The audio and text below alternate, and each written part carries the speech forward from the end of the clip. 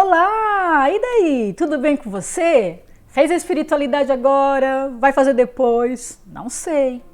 Mas eu passei aqui agora só para a gente fazer uma conversa de tete a tete. Uma conversa importante. Você que está lendo a Bíblia seguida, muito, para, nota 10 para você. Você que não está conseguindo, tudo bem, 9. Você que não tem tempo, 8, e assim vai. Mas coloque aí uma meta de dedicar um tempo para a leitura da Bíblia. Aqui vai uma dica muito importante para aqueles que estão lendo a Bíblia direto, né?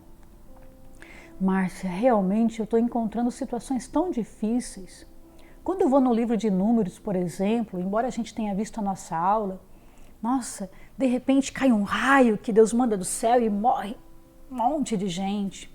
De repente uma pessoa, porque não cultuou o sábado e morreu apedrejado. Nossa, que difícil compreender aquelas leituras. Sim, minha gente, é difícil. Quando eu li o livro dos Juízes, aquele monte de guerra, e agora no livro de Samuel que iremos estudar, como compreender a Bíblia? Como compreender? Então, aqui vai uma dica muito importante. Nós estamos num outro contexto histórico, cultural. Não é a nossa cultura, é um outro contexto. Mas, Márcia, a Bíblia é a palavra de Deus, então eu preciso aplicar no mundo de hoje. Não, eu não posso aplicar. Por que eu não posso aplicar? O Concílio Vaticano II vai dizer para nós, a Bíblia, na Bíblia, contém a palavra de Deus.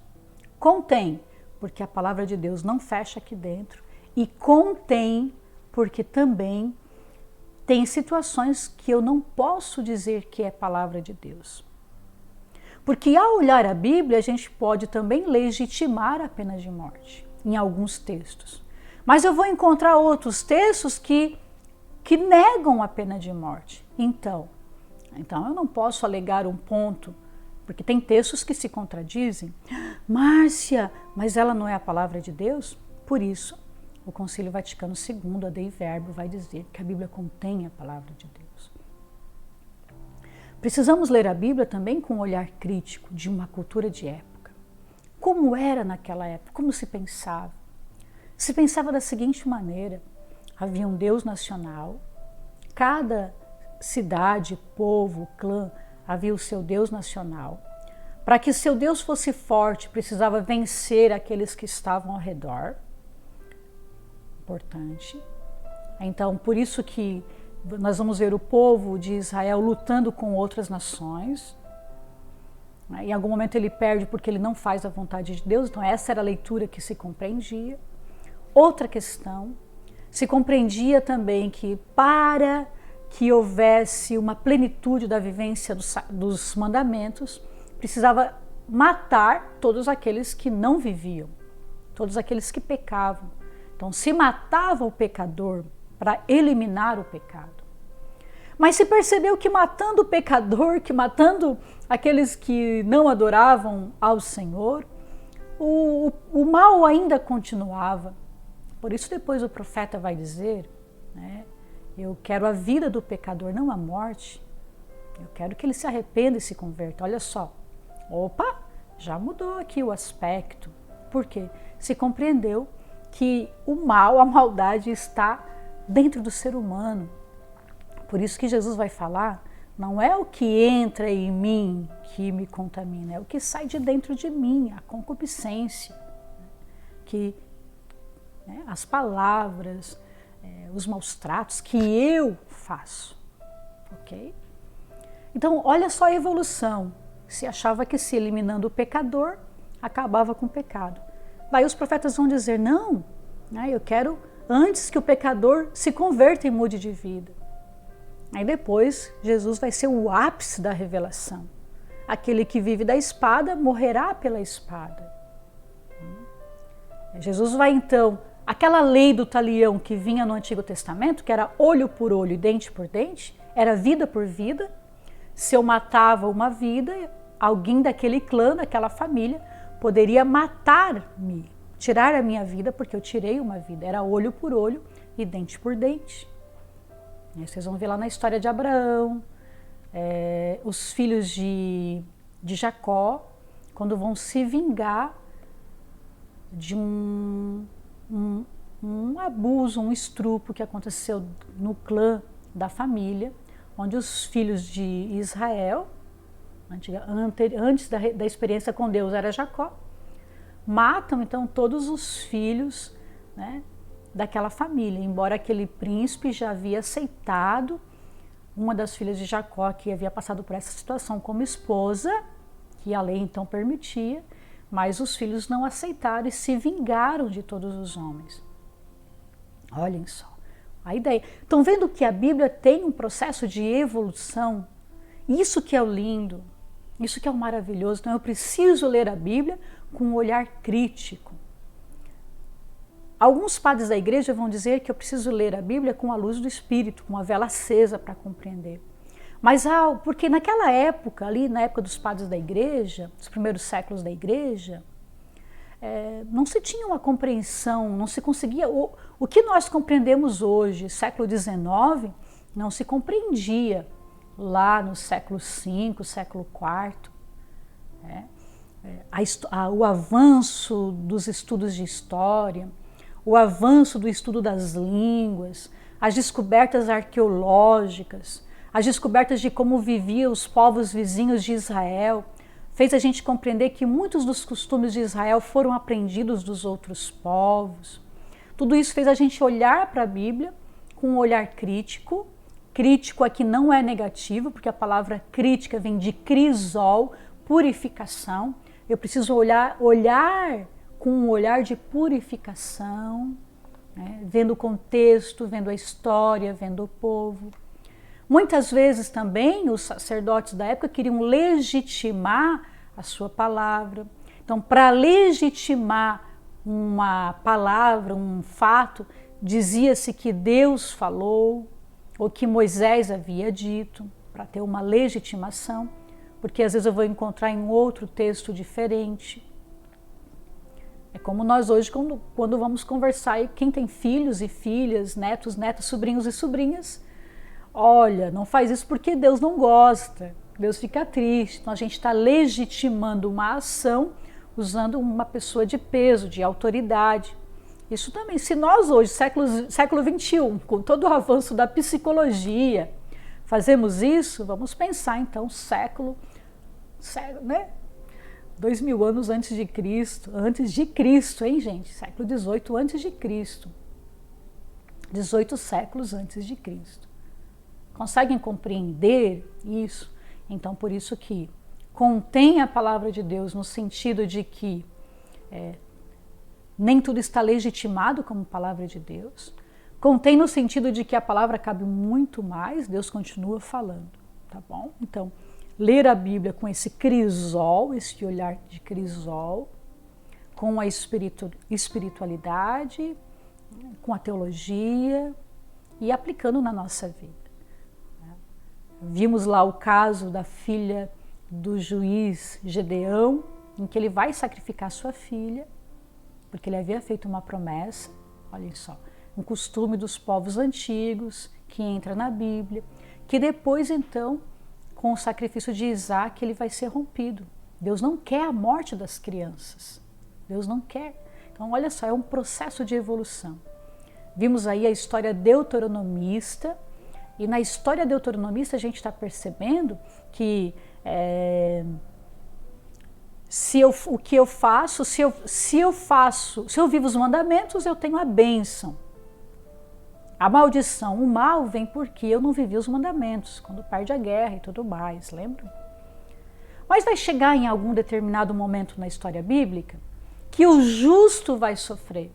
E daí vai se perguntar, pois é, o pecador sofrer é normal, mas e o justo sofrer? E aí nós vamos ter a história de Jó. Então nós temos uma teologia deuteronomista, que é a bênção e a maldição. Se praticares a palavra, terás a bênção. Se não viveres a palavra, terás a maldição. É um princípio de vida viver os mandamentos? Sim, é um princípio de vida. Mas a gente precisa compreender também que o justo também sofre, com o livro de Jó. Por que o justo sofre? Daí eles vão compreendendo. Porque há mistérios que a gente não compreende, porque é muito maior do que nós. Porque nós somos criaturas, porque nós estamos diante de várias situações da vida.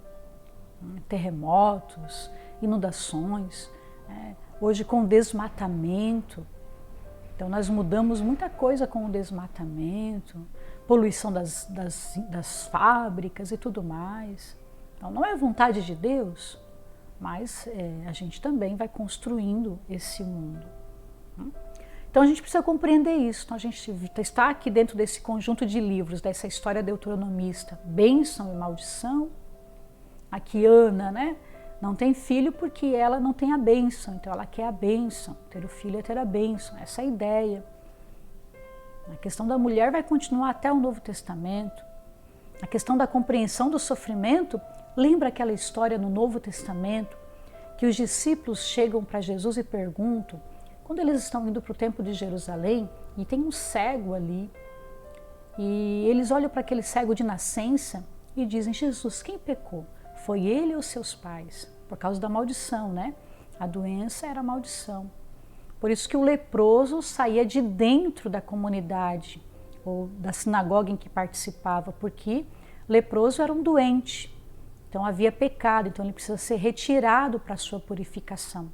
Retirar o leproso é para que ele se purifique, para quando purificado retorne à comunidade. Então essa era a ideia. Então o cego de nascença havia as restrições. Uma pessoa que não conseguia andar com suas próprias forças não podia entrar no templo, porque não era uma pessoa abençoada. Então era essa a ideia. Então essa ideia vai percorrer, embora já tenha a teologia falando ali que o justo também sofre, ali no livro de Jó. E depois lá o profeta Jonas que vai dizer que aquela nação pagã de Nínive se converteu. Olha só, então eu não preciso destruir as nações pagãs, porque eles podem se converter e muito mais ainda do que o próprio povo que tem experiência com Deus. Jesus vai falar para aquele cego de nascença, para os discípulos, né, explicando ali a causa da cegueira do cego de nascença. Olha, nem ele, nem seus pais pecaram. Então Jesus está quebrando essa questão de maldição hereditária, não tem. Agora, como que a gente pode compreender hoje a maldição hereditária, que muitas vezes a gente fala, a cura e libertação de vidas passadas, às vezes a gente vê essas palavras, como a gente compreende? Uma família traz um comportamento, uma família que é de gente explosiva, todos são daquele mesmo temperamento, porque tem um comportamento. Então o que precisa curar aqui? A palavra de Deus precisa penetrar e ajudar a pessoa a fazer um processo de conversão. Eu não preciso mais ser explosivo. Eu posso agora, através da palavra de Deus, ser manso, escutar, pensar e depois falar. E aqui uma família, e aqui diversas situações, doenças como o alcoolismo, que tem uma questão genética. Vou rezar pela cura genética dessa família? Como é que funciona? Sim, posso rezar, mas preciso compreender que esse alcoolismo está vindo dentro da corrente sanguínea, dentro do corpo, tem uma questão genética e tem uma questão comportamental. Então a palavra de Deus entra ali, muda o comportamento e vai ajudar a pessoa a compreender que ela precisa negar o primeiro gole, porque tomando o primeiro gole, ela ativa um espaço cerebral. Então vejam, hoje a ciência nos faz compreender muita coisa e a gente pode ter uma explicação muito mais racional, espiritual e teológica de muitos acontecimentos e quebrar essa ideia. O que é a maldição? Alguma pessoa pode me amaldiçoar? Ninguém pode me amaldiçoar, né? Ninguém, porque Jesus já me libertou de toda a maldição, de todo o mal. Eu fui redimido pelo sangue de Deus. Mas Márcia, por que algumas pessoas que foram amaldiçoadas pelo pai e pela mãe quando crianças são infelizes a vida toda? Não por causa da maldição, mas porque aquelas palavras ditas foram internalizadas na pessoa. A pessoa agora, através da palavra de Deus, precisa dizer para para ela mesma, não, mãe, eu não vou ser uma filha ruim, não, porque Jesus já me lavou com o sangue precioso. Pai, eu não vou ser um ladrão, não, porque Jesus já me lavou com o sangue precioso. As suas palavras não são verdadeiras. Então a gente precisa devolver essas palavras, não deixá-las aqui dentro. É que nós internalizamos palavras negativas de amigos e assim vai. Então tem uma questão aqui muito humana, muito psicológica, e que a espiritualidade pode me ajudar muito também. Através da palavra, compreender essa experiência, pegar a carta de Pedro e ler: vós sois pedras preciosas nesse edifício. Se ele diz que eu sou uma pedra preciosa, como eu posso ser uma maldição? Se a palavra diz lá no livro do profeta Isaías, que a gente já meditou aqui, Isaías 49, mesmo que tua mãe e teu pai esqueçam de ti, eu de ti jamais me esquecerei. Então, olhem só. E daí, o que eu faço com o pai e com a mãe? Eu vou aplicar aquilo que Jesus falou. Perdoar 70 vezes 7. Por que eles amaldiçoaram? Porque o coração deles está ferido, tem dores, que nem eles mesmos compreendem. Eles estão só jogando aquilo que está tão dolorido dentro deles. Quem sabe eles também viveram a mesma coisa, estão repetindo o comportamento e que precisam também dizer para eles mesmos, para os pais dele: pai, eu sou uma bênção, mãe, eu sou uma bênção. E dar o perdão para aquele pai e para aquela mãe, que quem sabe o bisavô e o tataravô falou a mesma coisa. E daí a gente vai rompendo o mal, e daí entra também numa ideia de cura e libertação da árvore genealógica, na questão, né? Mas vejam que tem uma questão comportamental muito mais, não é uma questão espiritual, não vem uma questão espiritual sobre mim, vem uma questão comportamental que a palavra vai me transformando, é que eu assumo aquelas palavras, mas quando eu assumo a palavra bíblica, ela também me transforma. Espero que tenha ficado claro, se não, vamos conversando por aqui, muito importante tudo isso para a gente conseguir compreender e deixar com que a palavra de Deus nos transforme. Então, olhar para a palavra com o crisol, a espiritualidade, a teologia, o que eu posso trazer para a minha vida. Falei dos padres da igreja, como que eles compreendiam a palavra no século IV, V? Eles compreendiam na maneira de alegoria. Eles interpretavam a palavra, tiravam aquilo que tinha de compreensível na palavra e aplicavam na sua vida. Então, era uma maneira diferente hoje. Então, vai tendo um processo de crescimento na Bíblia, de uma maneira alegórica, depois vai nascer as práticas da Lexio Divina, e temos até hoje a leitura orante da palavra, que é a Lexio Divina. Depois vai nascendo os métodos de estudo da Bíblia, o método histórico crítico. Depois vai nascendo o método narrativo e vários outros métodos para compreender a Bíblia, através da psicologia, através da sociologia. Então, posso olhar para a Bíblia através de diversos olhares e compreendê-la, não diminuí-la, compreender essa história. E é muito lindo quando a gente compreende que a Bíblia é a revelação de Deus na cultura de pessoas que foram compreendendo Deus a cada passo eles iam compreendendo. Por isso que o ápice é Jesus Cristo. Mas eu preciso compreender essa história do Antigo Testamento para poder entender Jesus Cristo, né? O livro do Levítico, né? Ali as leis, eu preciso compreender para poder entender por que na época de Jesus havia tantas leis. Minha gente, ficamos por aqui, então, e seguimos agora para o livro de Samuel, aí no próximo vídeo. Um forte abraço para você.